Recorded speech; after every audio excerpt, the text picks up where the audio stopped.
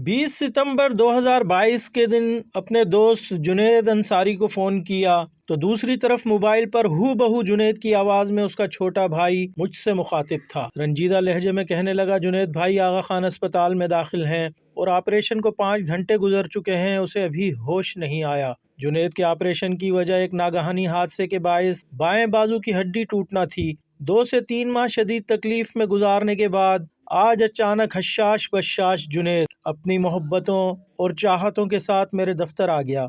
वो मुझसे चंद कदम के फासले पर आगा खान अस्पताल अपने बाजू की फिजियोथेरापी कराने आया था।